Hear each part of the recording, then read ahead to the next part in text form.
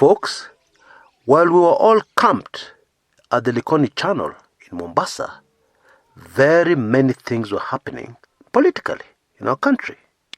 What? Very many things. In fact, there are even very latest developments. Something happened in Kibera a few hours back. That, in my view, is not a good sign concerning our politics. And we'll cover all that in great detail shortly. But first, allow me to take off my hat for the first man to complete 42 kilometers, a 42-kilometer marathon in under 2 minutes. And he's a Kenyan. His name is Eliud Kipchoge. This great son of Kenya today confirmed his name in the history books. 100 years from now, if the world still exists, 200 years from now, kids will be reading in their books in school. The first man to run a marathon, a 42-kilometer marathon, in under 2 hours was a Kenyan.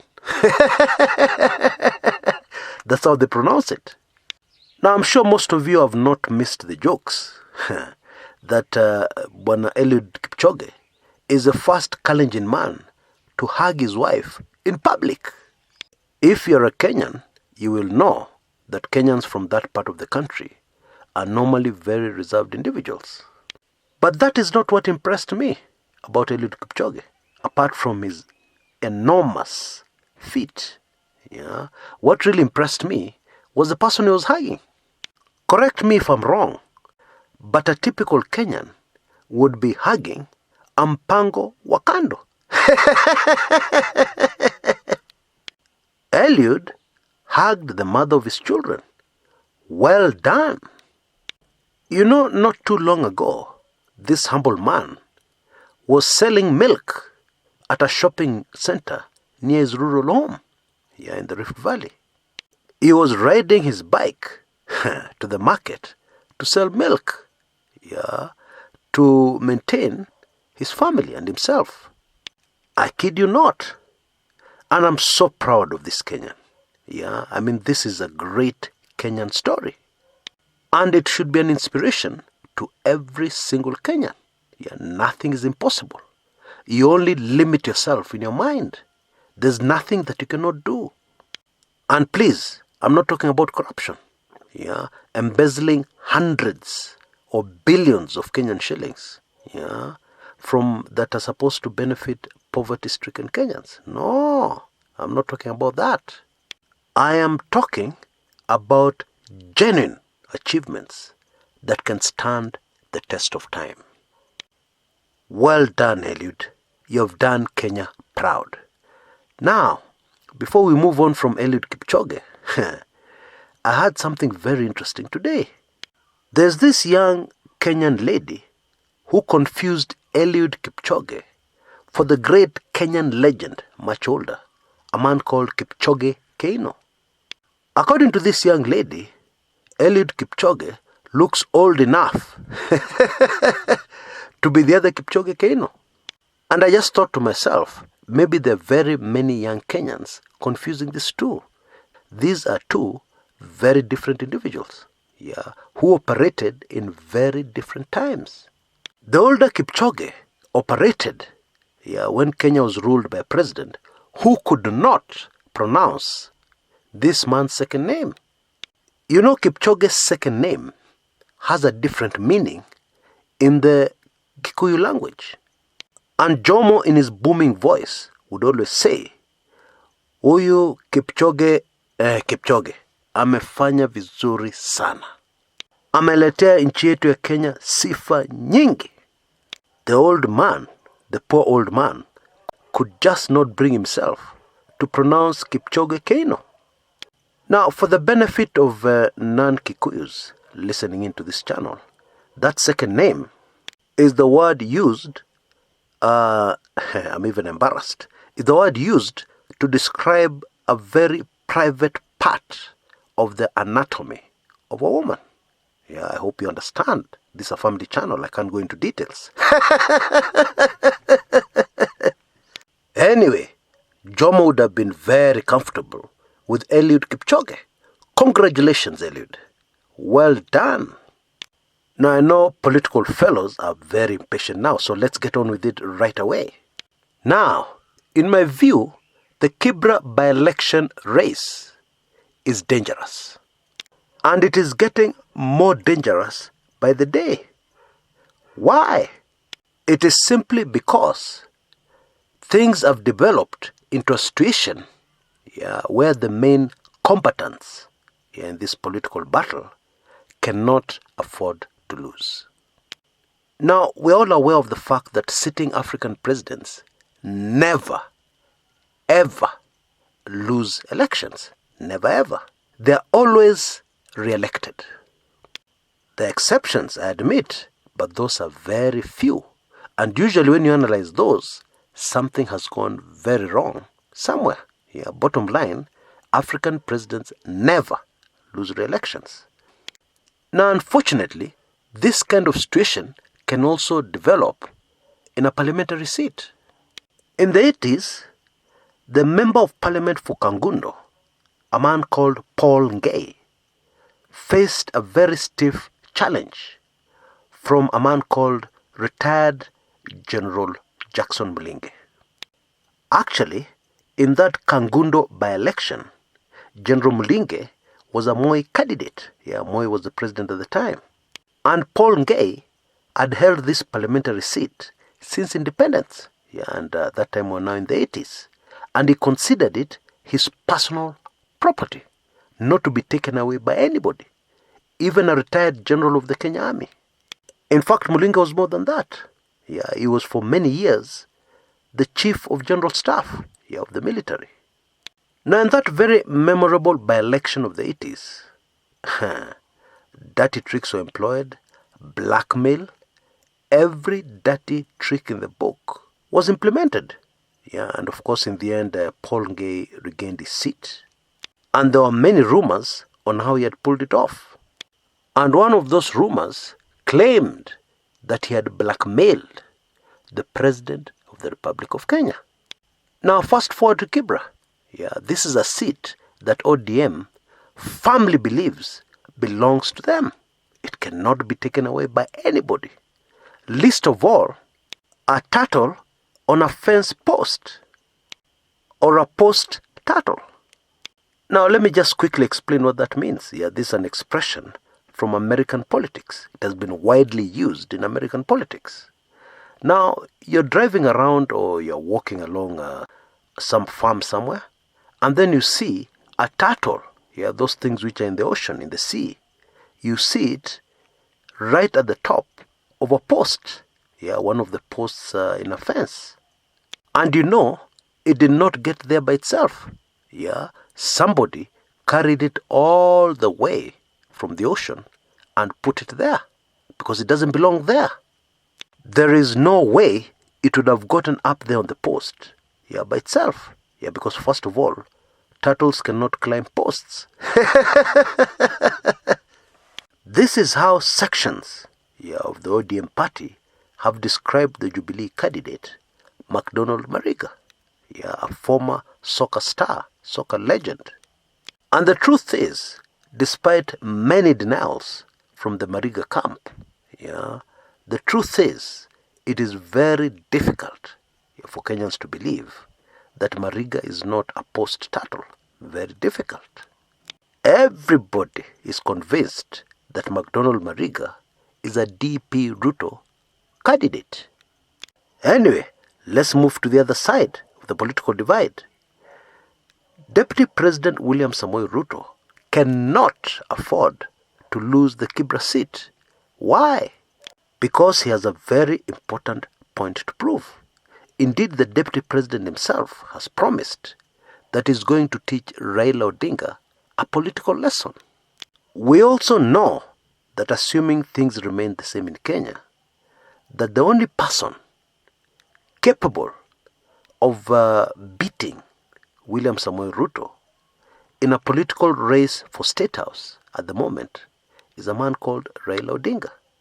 Many analysts have said that the only thing standing between DP William Ruto and State House in 2022 is Raila Odinga. And I tend to agree. And so, it is just very simple logic. If you want to go somewhere and there's something blocking your path, there's an obstacle, what do you do if you still want to reach where you're going? You remove the obstacle. Therefore, it appears that the whole strategy here in Kibra for the deputy president is to destroy politically Raila Odinga.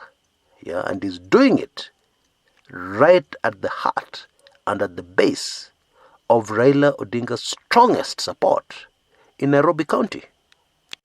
Now, the latest is that a campaign vehicle belonging to the McDonald Mariga campaign team was today stoned, pelted with stones. And somebody even attempted to set on fire one of the tires of the four-wheel drive vehicle.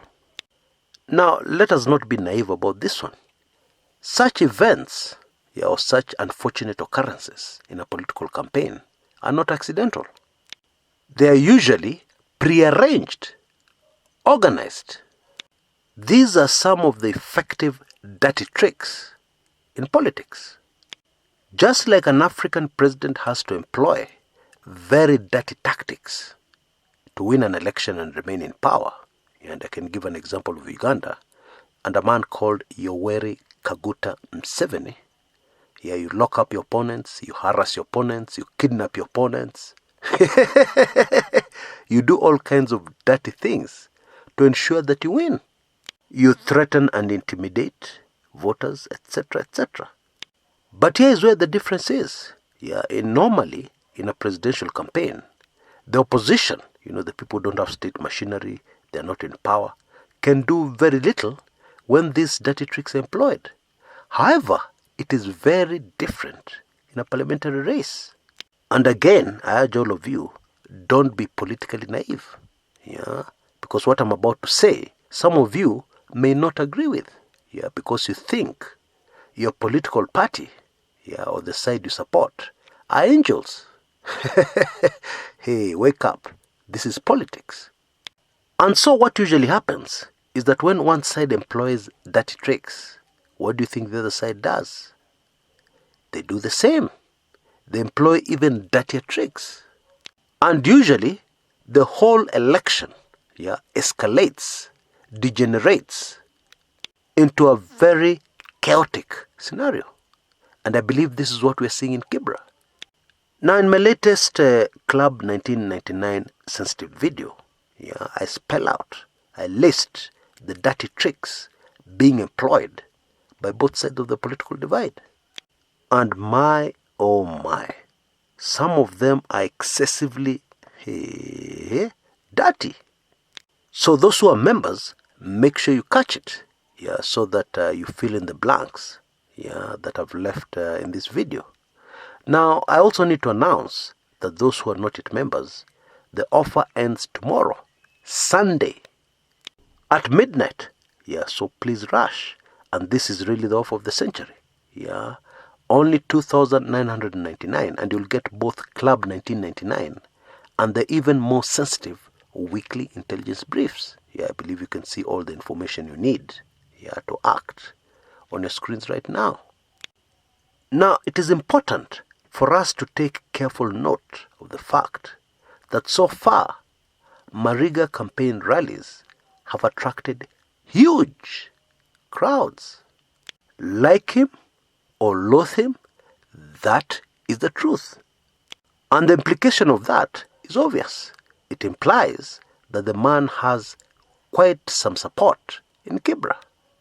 Now, all of a sudden, bang in the middle of the constituency, during campaigns, his vehicle is pelted with stones.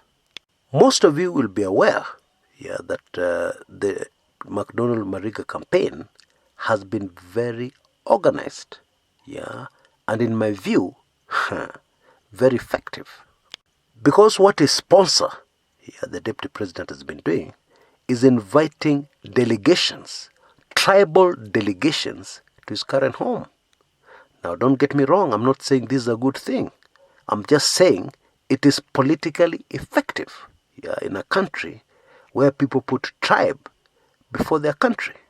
For instance, The Deputy President's campaign team for McDonald Mariga has worked very hard to reach churches within the Kibra slum and constituency.